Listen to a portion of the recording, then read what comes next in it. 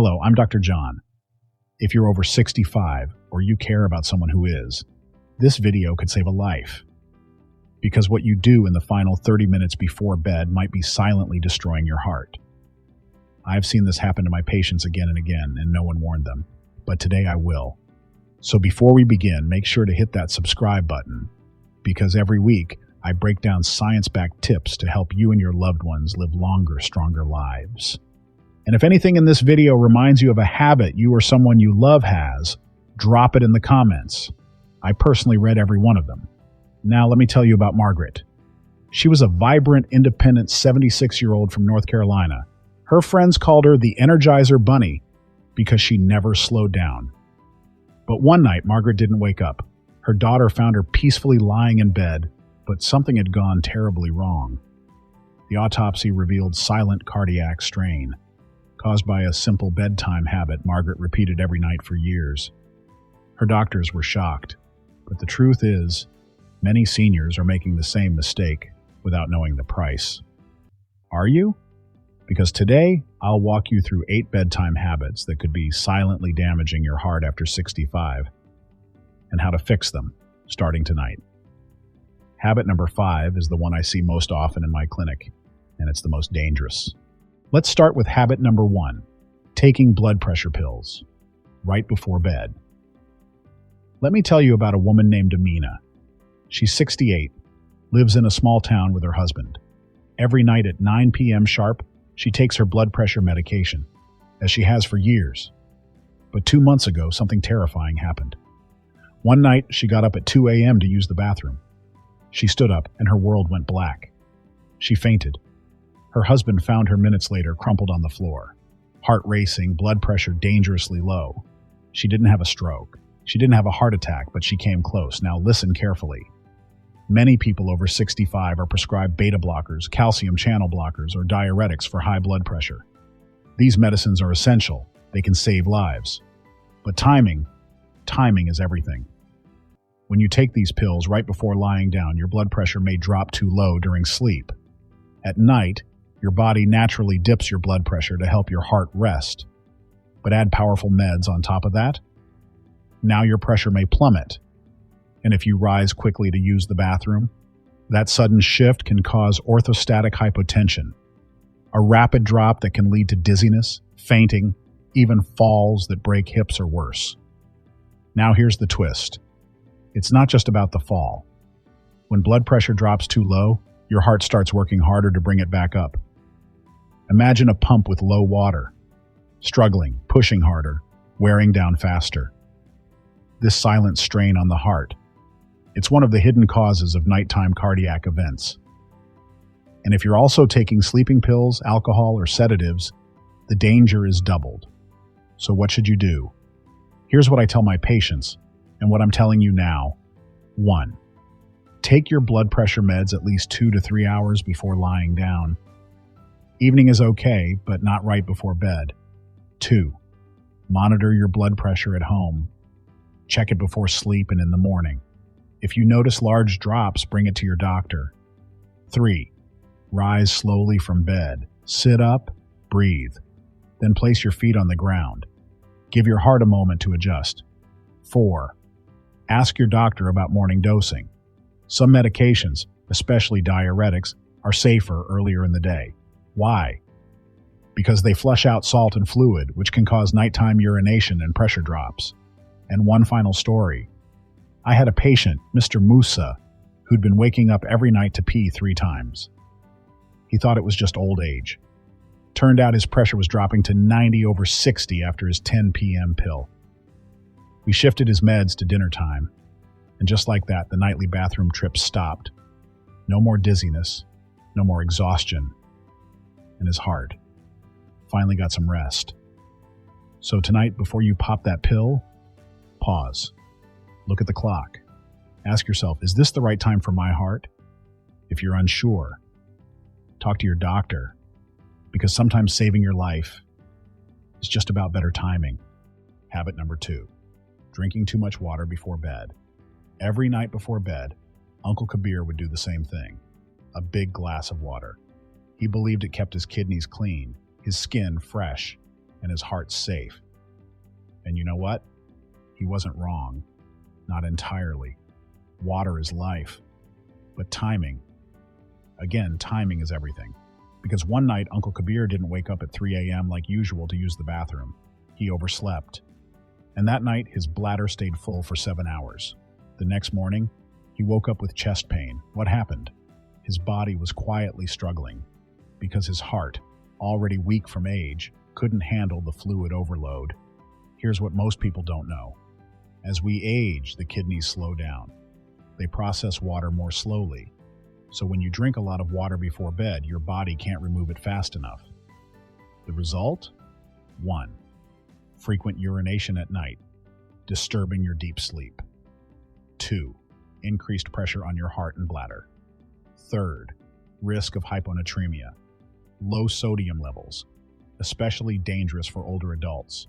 Now imagine you're already on blood pressure medication or have diabetes or a weak heart. That simple glass of water at 10 p.m. could quietly become a silent enemy. Let me tell you another story. Auntie Zainab, 72, had swelling in her feet for weeks. She thought it was just old age. But every morning, her blood pressure was slightly higher. Doctors told her she had fluid retention, too much water in the body, and her heart couldn't keep up. The twist? She was drinking 5 glasses of water after 8 p.m. Why? Because someone on the internet told her it flushes out toxins. But the truth is, water taken late at night doesn't magically clean your body. Instead, it increases your nighttime urine production, disrupts your REM sleep, and places stress on your cardiovascular system. So, as a doctor, my advice is simple. 1. Hydrate through the day, not at night. Your goal? Finish most of your water before 7 p.m. 2. After dinner, take small sips only. Don't gulp full glasses. 3. If you're on diuretics, medications that make you pee, avoid water 2 hours before bed. 4. Pay attention to your legs. Swelling at night? That's a signal. Your heart and kidneys may be overworked. 5. Talk to your doctor if you wake up 2 or more times a night to urinate. It's called nocturia. And it's more than an annoyance. It could be a warning. And here's the final thought. Sleep is when your brain heals, your heart rests, your body resets. If you break that cycle with repeated trips to the bathroom, you're not just tired, you're silently damaging your health. So tonight, when you reach for that glass of water before bed, ask yourself, am I helping my body rest or waking it up again and again? Your kidneys don't need cleansing. Your heart needs peace. Let your body rest. Habit number 4, eating late at night. The secret enemy of your heart and mind. It starts innocently. A late night dinner, a midnight snack, a spoonful of ice cream at 11:45 p.m. And you think, it's just a little. I didn't eat much all day. But what you don't see is what's happening inside. Your stomach is digesting. Your liver is filtering. Your pancreas is working overtime. Your heart is trying to stay calm. And your brain, instead of slowing down for sleep, is staying alert, confused, restless. You see, digestion is a fire, and fire must not burn at night. Ancient medicine called it Agni, your digestive flame. Modern science calls it circadian rhythm, your body clock. At night, your body is supposed to clean, repair, and reset, not digest. But when you eat late, your sleep becomes light and broken. Your liver can't detox properly. Fat storage increases. Risk of diabetes and heart disease rises. Your brain becomes inflamed, making you anxious and forgetful. Let me tell you about one of my patients, Michael, age 42, corporate job, long hours. He would skip lunch and eat a huge dinner around 10 p.m., usually while watching Netflix. He told me, "It's my peacetime, Doc." But over the next year, he gained 20 pounds. His blood pressure shot up. He started snoring heavily. And one day, in the middle of a client meeting, he forgot the name of his own manager. The body was speaking, and it was angry. What's the truth? Your body has a kitchen, and that kitchen closes around 8 p.m. Anything you eat after that stays undigested. turns into toxins, strains your heart, disrupts your sleep, and slowly you lose your glow, your gut grows weak, your memory fades, and your brain gets foggy. As a doctor, my simple rule is 1. Eat dinner before sunset if you can, or at least by 7:30 p.m. 2. Avoid heavy, spicy, or fried food at night. Your system can't handle it while it's winding down. 3.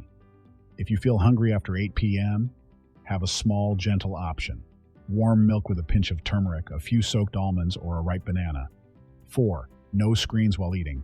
Your brain must see your food. Mindful eating heals digestion. 5. Brush your teeth early. It signals to your brain, kitchen's closed. Remember your grandparents? They would eat before sunset, sit outside quietly, walk a little, and then sleep deeply, peacefully, not because life was easier, but because they respected their body's timing. Late night eating isn't just a bad habit. It's a slow, silent attack on your heart, your brain, and your life. So tonight, after watching this video, put your plate down early. Let your body rest.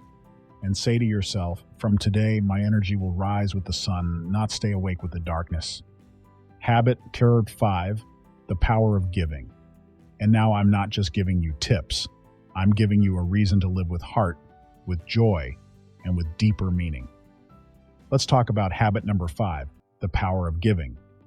You see, most people think aging means slowing down, doing less, staying quiet. But I'll tell you this. True vitality does not come from what you keep. It comes from what you give. I've seen elders who were once feeling low, empty, tired of the same routine, suddenly find light, energy, and joy just by doing one small act of kindness every single day. It could be calling someone who lives alone. It could be sharing your life stories with the younger generation, or just smiling at a stranger. Yes, even that counts. Giving doesn't always mean money. It means your time, your words, your love. Let me tell you a small story. There was a man named Mr. Edwards, 76 years old, a retired carpenter. He used to sit alone at the park bench near the river. No family, no visitors. People walked past him every day, and he thought he was invisible. One day, a little girl saw him and said, "Grandpa, do you know how to make birdhouses?" He smiled. That day, he taught her how to cut, glue, and paint one. Soon, 3 children came to him the next week, then 5, then 10. He became a local hero in that neighborhood, not because he was young or rich, but because he gave what he had, his knowledge and his heart. That's the power of giving, my friend. When you give, you grow. When you help, you heal. When you lift someone, your spirit lifts too. Science backs this too. Studies show elders who volunteer or help others, even in small ways, have better memory, lower stress, and longer lifespans. Why? Because giving releases chemicals in your brain like oxytocin and dopamine, the feel-good hormones. Your heart rate slows, your mind calms, and your body responds with gratitude. So here's my habit challenge for you, my beautiful viewer. Do one act of giving every single day. It doesn't matter how big or small, but make it a habit. Make it a part of your soul. Call someone who's waiting to hear your voice. Compliment a stranger. Teach a young person something they won't learn in school. And if nothing else, just listen. Listening, my dear friend, is the purest form of giving because in the end, people will forget your face, your money, your titles. But they will never forget how you made them feel. And you, my friend, you still have so much love to give. This is Dr. John, reminding you, you're never too old to give and never too late to live. Before we close today's journey, I want to say something not as a doctor, but as someone who deeply cares about your heart, your joy, and your life. You are not alone. Whether you're watching this from your quiet kitchen in the countryside or your favorite chair in the city, whether you're 60 or 90, you still matter. You still have so much to give, so much to feel, so much life still waiting for you. Every heartbeat you carry is proof you are still becoming. So if this video touched you in any way, if it reminded you of who you truly are, or if it made you smile just a little, then please leave a comment below. Tell me how you're doing. Tell me which habit spoke to you. Or just say hello. I read every word.